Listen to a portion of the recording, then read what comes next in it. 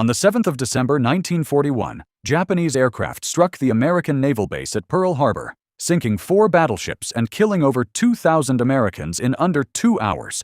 It was a devastating tactical success. It was also, according to the man who planned it, a strategic catastrophe waiting to happen. Admiral Isoroku Yamamoto, the architect of the attack, had warned his own government for years that a war against the United States was unwinnable. He attacked anyway. So why would Japan's own naval commander launch a war he believed Japan would lose? To understand this, you need to understand the position Japan found itself in by 1941.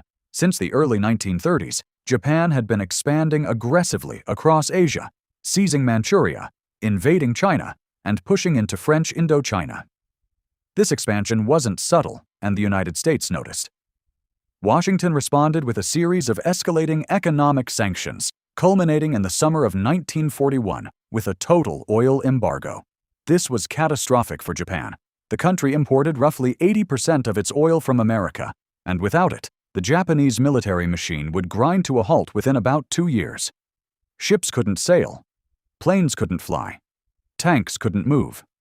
So Japan's leadership faced what looked like 2 options: withdraw from China and Indochina to get the embargo lifted, which the military considered a humiliating surrender of everything they'd fought for, or seize the oil and resources they needed by force, primarily from the Dutch East Indies, which was rich in exactly the petroleum Japan required.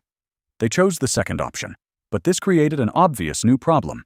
The Philippines, an American territory, sat directly between Japan and the resources it wanted in Southeast Asia. Any move south would put American forces in a position to cut Japanese supply lines. Japanese planners became convinced that war with America was now unavoidable, regardless of what Japan did next. This is where Yamamoto entered the picture, and where the contradiction becomes interesting. Yamamoto had lived in the United States. He'd studied at Harvard and served as a naval attaché in Washington. He understood American industrial capacity in a way most of his colleagues didn't.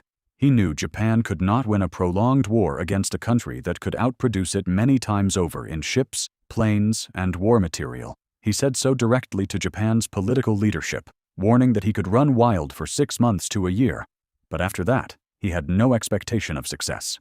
So if Yamamoto believed the war was unwinnable, why did he plan and execute the attack that started it? The answer lies in the difference between avoiding a war and winning one once it's already been decided upon by people above you. Yamamoto did not believe Japan could choose whether to fight America. He believed that choice had already been made by Japan's army leadership and the broader strategic trap Japan had built for itself in China. Given that a war was coming regardless of his opinion, Yamamoto's actual problem became a narrower one. If war with America was inevitable, how could Japan possibly fight it in a way that gave them any chance at all? His answer was audacious. A conventional war favored the side with greater industrial capacity, which meant America would simply outproduce Japan over time. So instead, Yamamoto proposed eliminating America's ability to project power in the Pacific immediately, in a single devastating blow, before the war had even properly begun. Destroy the U.S. Pacific Fleet at Pearl Harbor. Buy Japan 6 months to a year of unchallenged dominance in the Pacific. Use that window to seize the resources Japan needed and build a defensive perimeter so strong that America would eventually decide the cost of breaking through it wasn't worth it. This wasn't a plan to win a long war. Yamamoto knew Japan couldn't win a long war. It was a plan to make the war so costly and difficult for America early on that the United States would negotiate a peace favorable to Japan, rather than fight to total victory. Japan had used a similar strategy successfully against Russia in 1905, winning a string of early victories that pushed Russia to the negotiating table, rather than fighting to the bitter end. The fatal flaw in this plan, and Yamamoto seemed to sense it even as he pursued it, was that it assumed American resolve would behave the way Russian resolve had decades earlier. It didn't account for what a surprise attack that killed thousands of Americans on their own territory would actually do to American public opinion. Pearl Harbor wasn't just a military setback for America.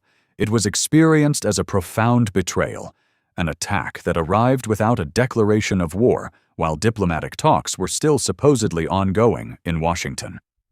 The technical reason for this was a translation and decoding delay that meant Japan's declaration of war arrived after the attack had already begun, rather than before, as intended.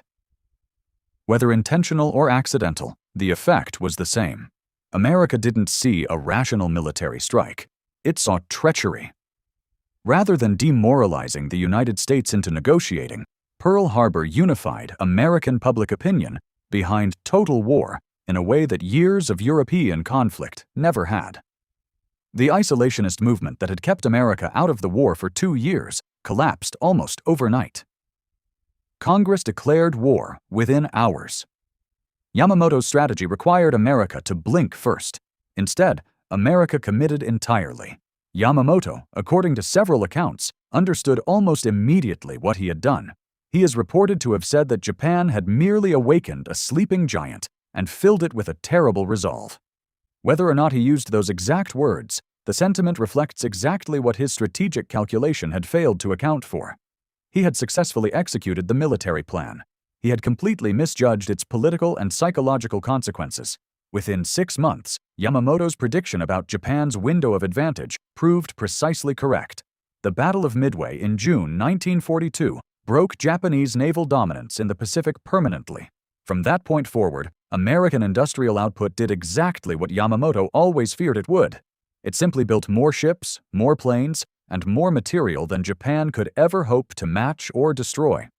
Japan attacked Pearl Harbor not because its naval commander believed it would lead to victory, but because he believed it was the only path that gave Japan any chance at all once war had already become unavoidable. It was a calculated gamble built on the hope that America would choose negotiation over total war. That gamble failed completely, and Yamamoto knew within months that it had. He died in 1943 when American codebreakers intercepted his flight plans and shot down his aircraft over the Pacific, a death made possible by the same American industrial and intelligence capacity he had warned his own government about from the very beginning.